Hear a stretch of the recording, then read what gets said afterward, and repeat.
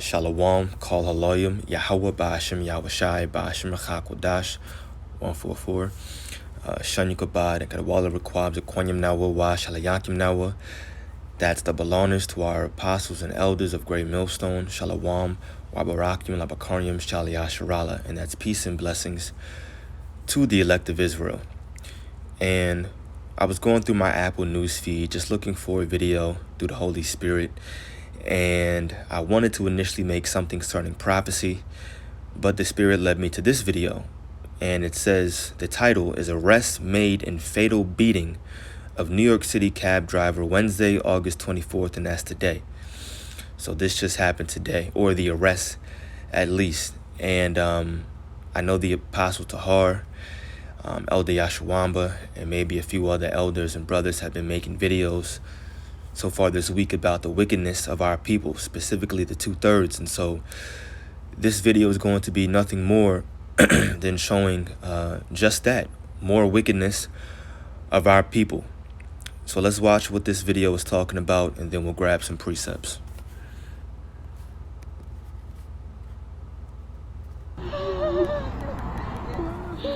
A glimpse of justice tonight for a Bronx family and the man who was their rock. It was everything we had. Tonight, 3 people are charged so far in connection to the beating death of cab driver Kutin Jima.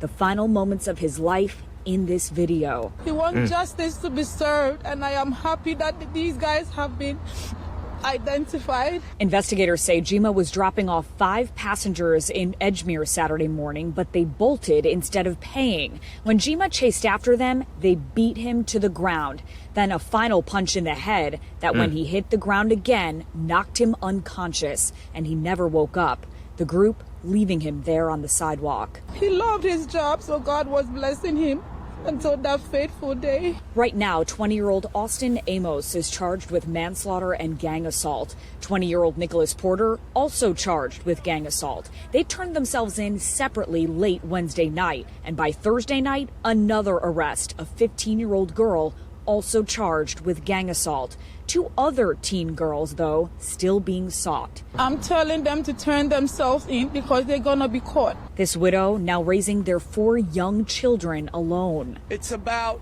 reality. How is she going to put these kids through school, feed them every day, put them through college? Finding strength in her church family, his fellow drivers, thousands of others who have reached out. But 5 days later, she's still looking for him and justice. I look up to God, but aside God, he was the only one I looked up to. And now his life has just been cut short just like that. Yeah, man, something is wrong with you niggas, man. The man was just trying to get his money. He was a cab driver, drove 5 of them niggas around, took them to their destination, they run off. He chases after him just to get his money, and then they beat him to death. The man was unconscious on the side of the road, or the sidewalk, and they just left him there. And then you see 2 of them niggas turn themselves in. They just couldn't take it, I guess. The Lord put a certain spirit on them to just turn themselves in. And that's what they get. I hope them niggas never come out until the Lord returns. You know what I'm saying? But, no need to read the article. Or actually, there is nothing. Just a little 2-minute video. But 2/3, man, they gotta go. They gotta go. This is Jeremiah 5. Starting at verse 26, it says, "For among my people, the Israelites, blacks, Hispanics, Native Americans, so-called, that is, for among my people are found wicked men. They lay wait as he that setteth snares. A snare is a trap. They set a trap, there it is. They catch men. As a cage is full of birds, so are their houses full of deceit. Therefore they are become great and waxen rich." And we can liken this to the scenario that we just seen. None of them niggas were planning to ever pay the taxi driver. It wasn't like they got in the car, got to their destination, and all 5 of them said, let's just jump out right now. It was a conspiracy. They conspired before they even jumped in. They knew what they were going to do. Just wickedness. Just pay the man. It probably wasn't even that far of a drive either. Who knows? Verse 28 says, they are waxing fat, they shine, yea, they overpass the deeds of the wicked. And our people, we're supposed to be, a plain people, meaning lacking nothing, wanting nothing. We're just complete. We're just supposed to be some chill individuals. We work, go about, do our day, listen to some music, eat some good food, do what we got to do. Of course, in the spirit right now, in the land of our captivity, we offer up spiritual sacrifices, teach this word, and that's it. Just live your life waiting upon the Lord. And that's all we can do, because look what's happening around us. And how are these things being influenced, or why? This is so-called black culture. That's all you hear about in our music. Our people glorify rap and glorify hip hop. And like I said in one of my few videos ago, one of my latest videos, I like listening to some hip hop, R&B, rap, whatever. But every now and then you just got to give yourself a nice little fast from this crap. And it's not going to overcome your spirit if you're a part of the elect, but still, sometimes you just need a break. All that you hear about is violence, drugs, sex, and money. My dad taught me that when I was in middle school. Violence, drugs, sex, money. That's all rap music is about. I'll never forget him telling me that in the car. Ever since, that changed my perspective. In middle school, it changed my perspective of hip-hop, of rap music. I was always just a little bit more aware of what I was listening to way back then. And guaranteed that's what's influencing these dumb niggas to do what they're doing right now. They probably thought they were cool. They thought it was fun to just catch a ride and dip. And then the man just wants to get paid. You don't know what that man was going through that night, or the bills that he has to pay, the family that he has to take care of. Just pay the man. Dummies. It says, they are waxing fat. I'm going to read 28 again. They shine, yea, they overpass the deeds of the wicked. They judge not the cause of the fatherless. Yet they prosper, and the right of the needy do they not judge.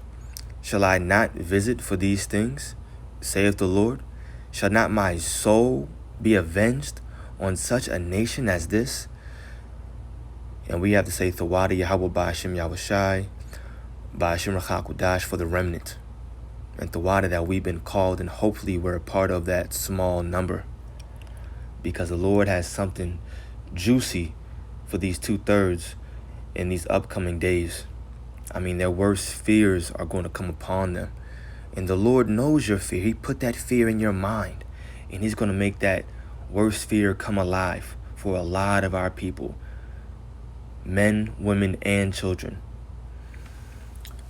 Let me jump over. I actually got this precept from the elder Yasha Wamba. I was watching this video early this morning when I was at work. And it's fitting. He was going into a similar topic, or as a matter of fact, the similar topic. Ezekiel 22, verse 19, it says, therefore, thus saith the Lord God, or power, because ye are all become dross. Behold, therefore, I will gather you into the midst of Jerusalem, as they gather silver and brass and iron and lead and tin into the midst of the furnace, to blow the fire upon it, to melt it, so will I gather you in mine anger and in my fury, and I will leave you there and melt you. Yea, I will gather you and blow upon you in the fire of my wrath, and ye shall be melted in the midst thereof. So you niggas are going to literally be lit by those nuclear missiles and, of course, the laser beams of fire, I'm just going to say, from the chariots. Verse 22, as silver is melted in the midst of the furnace, so shall ye be melted in the midst thereof. And ye shall know that I, the Lord, have poured out my fury upon you. Now, if you're reading not reading. Well, sure, if you're reading this for the first time, watching this video, and you're coming upon precepts like this, you have to ask yourself, why is God angry? What is his fury? Why is he furious with our people? It says, in the midst of Jerusalem, referring to our people, so-called blacks, Hispanics, Native Americans. Once again, these are questions that you have to ask yourself. And if you're still a so-called Christian, you have to ask your pastor, why is God angry? Why is he coming with fire? What I want to do is this really quickly. I want to go into the text commentaries, and I usually look up Matthew Henry. I like the way he explains things. So I click on commentary, and I'm going to jump all the way down to where he's speaking on verse 19 and 20, that is. So we're going to start reading right here. It says, the house of Israel has become dross to me. So she is in God's account, whatever she is in her own and her neighbor's account. They were silver, but now they are even the dross of silver. Check this out. The word signifies all the dirt and rubbish and worthless stuff that are separated from the silver in the washing, melting, and refining of it. Note, sinners, and especially degenerate professors, are in God's account as dross, vile and contemptible, and of no account, as the evil figs which could not be eaten, they were so evil. They are useless. They are useless and fit for nothing, of no consistency with themselves, and no service to man. And even the next paragraph says, I didn't even read that before. It says, how the woeful destruction of this degenerate house of Israel is foretold. So basically, you get silver, you wash it, you melt it, you refine it, all for the purpose of making it pure and getting off all of the dirt and the rubbish and anything that's worthless. And all that dirt, rubbish, and worthless stuff is known as the dross. But the Most High said that, we can liken it to the 2/3 of our people in these times. They're likened unto that dross. They become dross to Yahweh Ba'ashem Yahweh Shai. They're worthless, vile, contemptible, no service to man, useless. Just like those niggas that we seen in that video. And that's exactly what they are. And I don't use that word often, but of course I've been saying it all throughout this video because that's exactly what they are. Just useless ass niggas. 2/3 that need to go. And that's why, man, I can't wait for the kingdom to just be established here on earth. All 5 of them, 6 of them, whatever they were, they're going to come back in the kingdom in their right mind. And it's going to be a good time talking to them in the kingdom, though. Not right now. You see, it's vexing to our souls to have to see the way that our people act. But this is all for an example. You see, we see certain things like this, we report on it, and what it does is it makes us yearn more for the kingdom to be established. We're yearning for righteousness to be here, established here on earth. I'm going to end off with this precept over here in the book of Daniel, just because it's so fitting.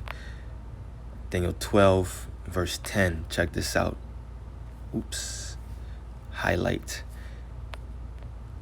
I know I highlighted it. Daniel 12 and 10.